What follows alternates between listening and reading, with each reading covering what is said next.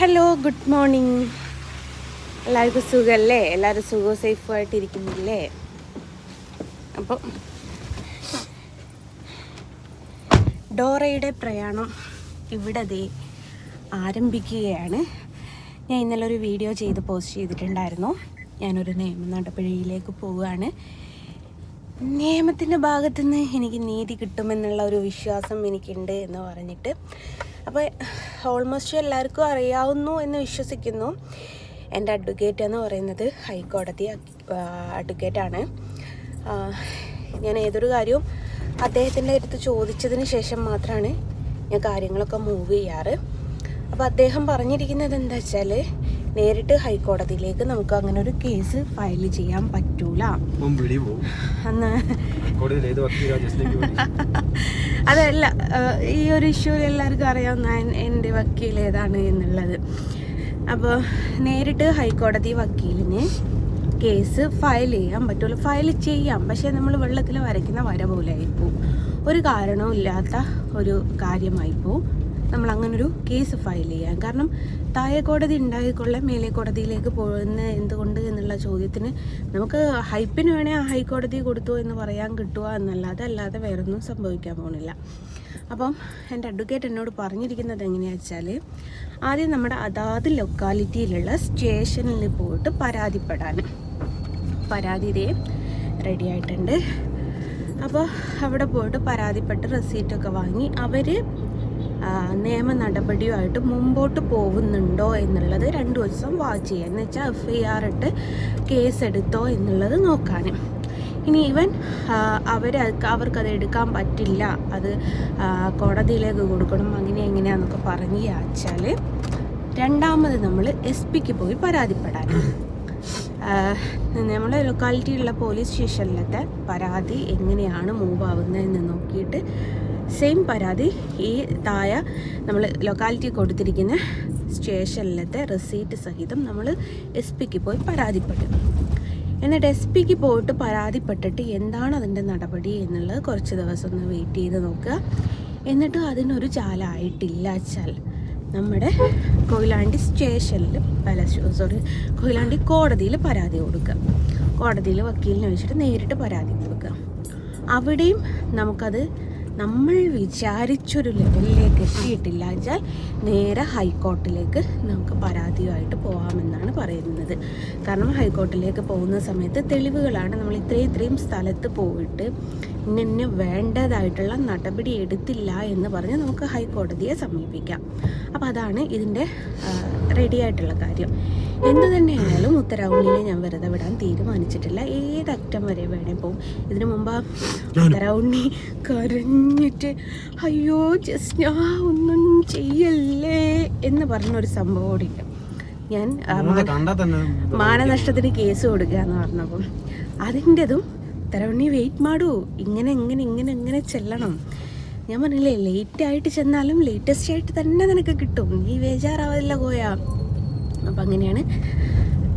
എനിക്ക് ഏതൊരു യൂട്യൂബറോടുള്ള ദേഷ്യത്തിൻ്റെ അങ്ങേയറ്റം ഈ ഉത്തരവുണ്ണിയുടെ അടുത്തുണ്ട്.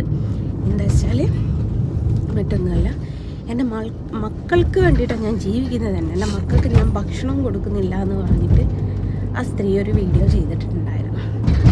അങ്ങനെ പോലും എന്തായാലും തെറുത്തള്ള പോലും പറഞ്ഞിട്ടില്ല കേട്ടോ.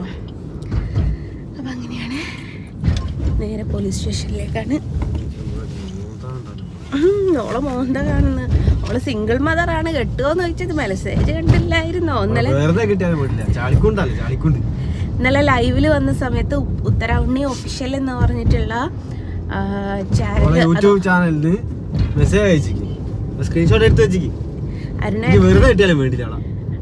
കല്യാണം കഴിക്കാൻ താല്പര്യമുണ്ടോ അല്ലേ? ഓള് സിംഗിൾ ഫ്രഷ് സാധനമാണ്, അതാണ് ഓള് പറയുന്നത്. അപ്പം അങ്ങനെയാണ്. ഏതായാലും കൊയിലാണ്ടി ടൗണിലെത്തി, ബാക്കി പോലീസ് സ്റ്റേഷനിലെത്തിയിട്ട് എന്താണ് പറയുന്നത് നോക്കിയിട്ട് അതിനനുസരിച്ച് പറയാട്ടോ. ടാറ്റാ. അങ്ങനെ സ്റ്റേഷനിൽ പരാതി കൊടുത്തു. ടാറ്റാ. പോലീസ് സ്റ്റേഷൻ ഇനി കണ്ടില്ല എന്ന് പറയണ്ട. അത് നിങ്ങളുടെ റെസീറ്റ് നിങ്ങളുടെ എന്നപ്പാ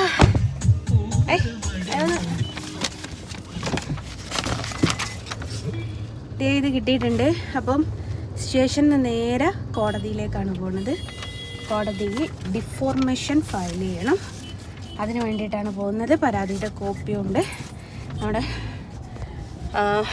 വക്കീൽ പറഞ്ഞ പ്രകാരം പരാതിയുടെ കോപ്പിയായിട്ട് പിന്നെ SP ഓഫീസ് പോകാൻ പറഞ്ഞിട്ടുണ്ടായിരുന്നു. അപ്പോൾ ഇവിടുന്ന് പോലീസുകാർ പറഞ്ഞു SP ഓഫീസിൽ പോകേണ്ട ആവശ്യമില്ല, നേരിട്ട് കോടതിയിൽ പോയിട്ട് ഇപ്പം തന്നെ ഫയൽ ചെയ്താൽ ബാക്കി നടപടികളൊക്കെ പോലീസുകാരെടുക്കും എന്നുള്ളത്.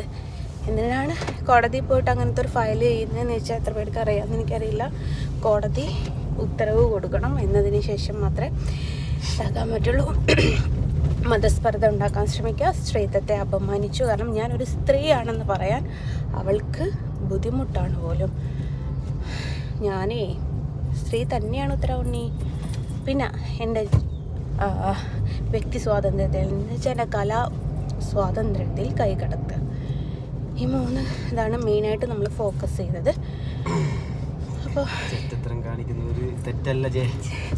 അപ്പോൾ ഉത്തരവുണ്ണി പേര് പറഞ്ഞിട്ടില്ലെങ്കിലും കൃഷ്ണ ഉടായിപ്പ് ഭത്ത എന്ന് പറഞ്ഞാലും നീ കൊടുത്ത, ഞാൻ ആകെ ടെൻഷനായി പോയിട്ടുണ്ടായിരുന്നു. നീ ഉടായിപ്പ് കൃഷ്ണഭക്ത എന്ന് പറയുന്നത്. അപ്പം ഞാൻ ഉടായിപ്പ് കൃഷ്ണഭക്തയല്ല, എനിക്കിപ്പോൾ കോടതി തെളിയിക്കാൻ പറ്റൂല.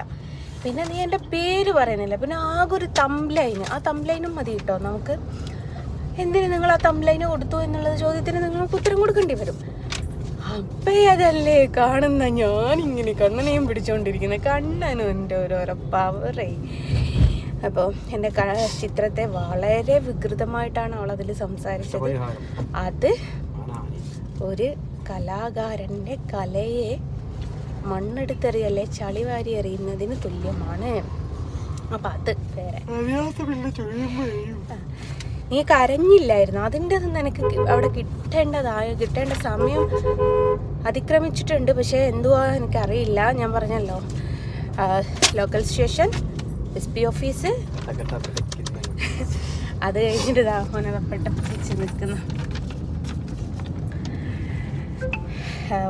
സദാ കോടതി, എന്നിട്ട് വേണം മേൽക്കോടതിയിലേക്ക് പോകാൻ.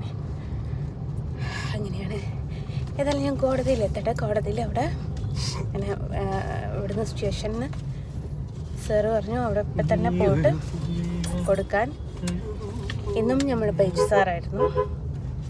അതേ ഇങ്ങോട്ട് വന്നതാണ്. എനിക്ക് ഏറ്റവും വലിയ ഭാഗ്യം. ഇനിയിപ്പോൾ ബൈജു സാറിനെ വിളിച്ചിട്ട് ഞാൻ കുത്തിയിരിപ്പ് സമരം നടത്തുമെന്ന് പറയാനൊക്കെ ആളുണ്ടാവും. എൻ്റെ പൊന്നോ.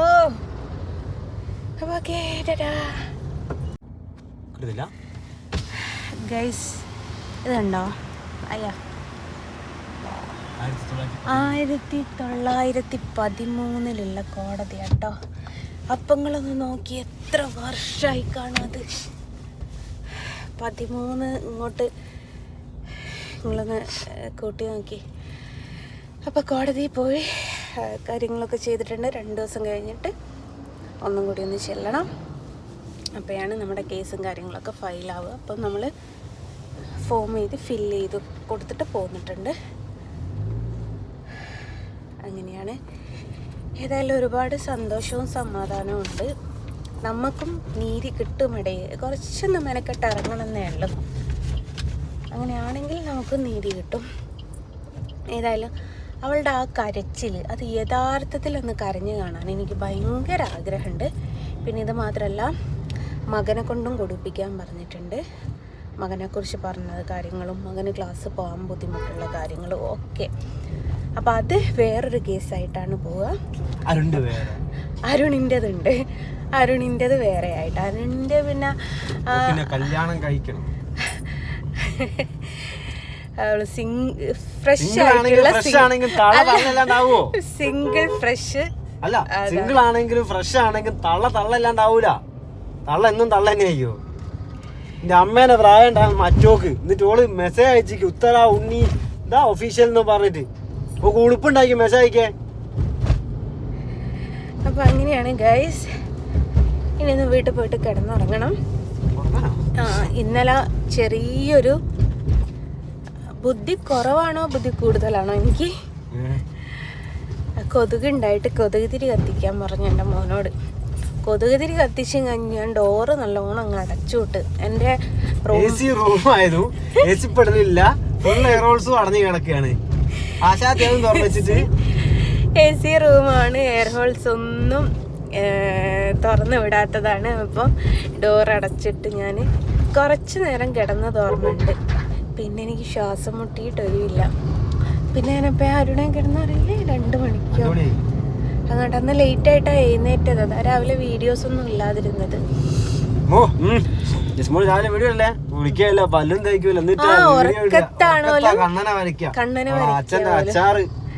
അപ്പം അങ്ങനത്തെ കുറേ കാര്യങ്ങൾ ഞാൻ ഈ വീഡിയോ സേവ് ചെയ്ത് വെച്ചിട്ടുണ്ട്. അതിലുണ്ട് ഓക്ക് ആജീവനാന്തിൻ്റെ പുറകെ നടക്കാനുള്ള കാര്യങ്ങളൊക്കെ. കൂട്ടത്തിൽ നമ്മൾ മാനനഷ്ടത്തിനോടും കേസ് കൊടുക്കുന്നുണ്ട് കേട്ടോ. ഇവിടെ നേരത്തെ 2 ഡ്രാഗൺ ഫ്രൂട്ട് എന്തെങ്കിലും ഒന്ന് നമുക്ക് ജ്യൂസ് അടിക്കാൻ വാങ്ങാം. ഇവിടെ മതി. അവിടെ മുടുകമത്തെ റേറ്റാ.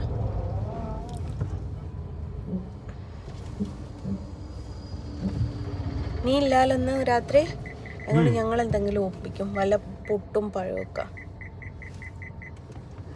ഇതൊന്ന് മേടിച്ചാലട്ടെ, എന്നിട്ട് ബാക്കി പറയാം.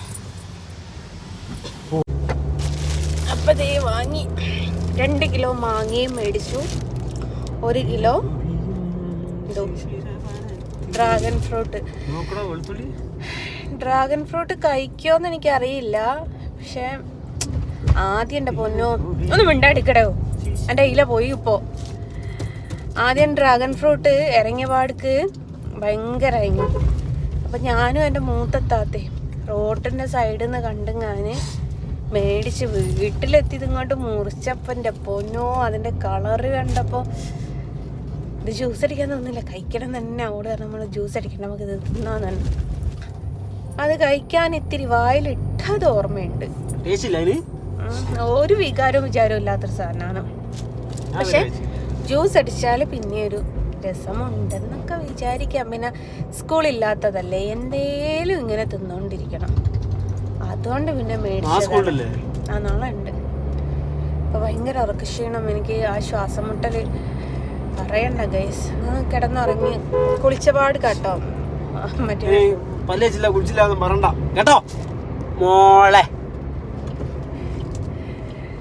അപ്പം അങ്ങനെയാണ്. വീട്ടിലെത്താറായി. വീട്ടിലെത്തിയിട്ട് ഇതൊന്ന് പോസ്റ്റ് ചെയ്യണം, കിടന്നുറങ്ങണം. That's all. ഇവനെവിടെയോ ലോറിയിൽ പോവുകയാണെന്ന് പറഞ്ഞു. അപ്പോൾ പിന്നെ ഞങ്ങൾ 3 പേര് ഉണ്ടാവും. ബാക്കി വീഡിയോ ഞാൻ പോസ്റ്റ് ചെയ്യും. ഞാൻ അവർക്ക് ഉണ്ണിക്കാൻ ഉപ്പേരി വെച്ചു കൊടുക്കാന്നൊക്കെ പറഞ്ഞൊക്കെ നോക്കട്ടെ. ഉണ്ണിക്കാൻ പാടില്ലല്ലോ, ഞാൻ കട്ടൊക്കെ ചെയ്തു. അപ്പം അങ്ങനെയാണ്. ബൈ.